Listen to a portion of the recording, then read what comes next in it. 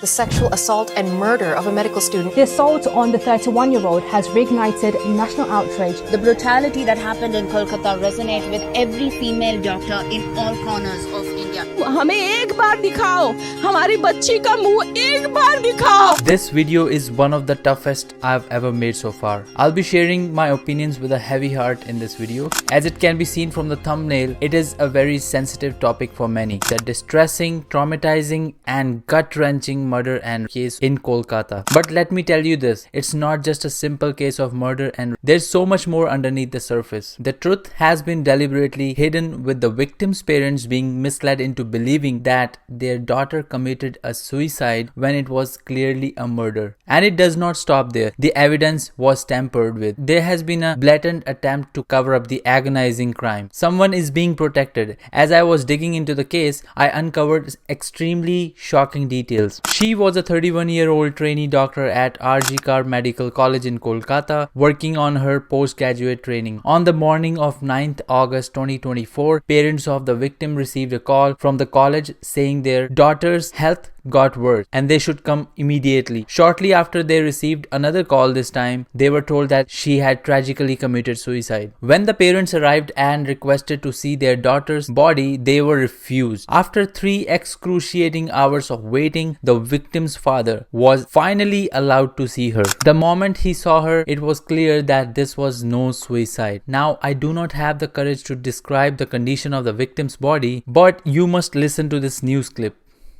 Dead body of the girl जिसके मुंह में खून था, बच्ची का शरीर में कोई कपड़ा नहीं था, पैर दोनों राइट एंगल में मिला गया, चश्मे को कूटा गया जिसके वजह से आंखों से खून निकल गया. When the victim's father filed a police complaint, the body was sent to the post-mortem, which clearly confirmed that it was a murder. The report showed the victim had 10 injuries and the cause of the death was strangulation. This incident took place on August 14, leading to a nationwide protest on August 15. August 15 was also India's 78th Independence Day, which we spent protesting on the streets. For the first time in my life, I saw a nationwide protest happening on Independence Day. Why did we celebrate Independence Day? Independence from what? Justice? Our freedom fighters got us freedom from Britishers, and in 2024, we need freedom from these criminals. I saw for the first time that while people across the country were demanding justice for a rape victim, our government gave parole to a rapist for the 10th time. I'm talking about Gurmeet Ram Rahim. He has been given parole for the 10th time, and similarly another rapist, Asa Ram, was also given parole. I'm asking the Indian government and the judiciary, do you even have any clue how disgusting this is? Giving parole to the monsters in those times when everyone is demanding women's safety in India. Why was the parole given? The reason is clear. Elections are coming up in Haryana. That is the seriousness of this current situation. I saw a nationwide protest against those 4 monsters in Nirbhaya case in 2012. But here we are 12 years later in 2024,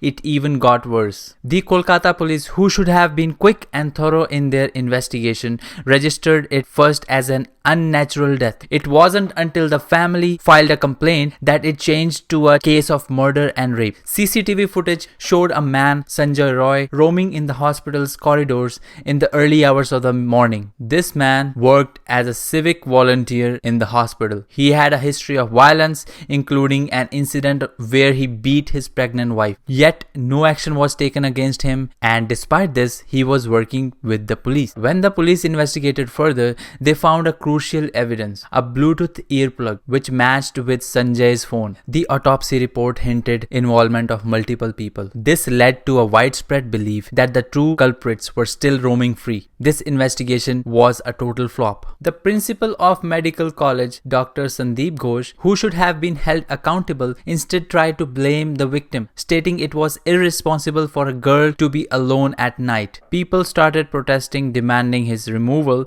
yet instead of being removed, he was simply transferred to another medical college. That's a clear example of how deeply entrenched corruption and negligence is in our our system. To add insult to the injury, when protests began demanding justice, they were met with violence. Unknown individuals stormed the hospital, causing chaos, and yet the police and the government did little. The atmosphere in Kolkata grew tense, and instead of stepping to restore order, Chief Minister Mamata Banerjee decided to lead a protest march, demanding the death penalty for rapists. But what good is a march when justice is being denied under her watch? The problem is not just the severity of the punishment, it is the certainty of it. When the conviction rate is only 27% in rape cases, the focus needs to be on a better policing, faster trials, and systemic change. We must shift our focus from reactionary measures to preventive ones. Education is the key. Teaching our children about gender equality and respect for women at a young age is really crucial. Real change will come when our leaders stop using these tragedies as political tools and start making meaningful changes. Until then, my friends, incidents like this will continue to happen, and our society will keep failing our women. We are failing our women because we are not addressing the root causes of these crimes. Justice is not just about punishment, it's about creating a society where such crimes do not happen at the first place. The fear should be instilled in the minds of people who objectify women and who commit crimes against women. Thank you for watching my video. Let's work together to make sure that justice is not just a word but a reality for everyone. See you guys in the next video.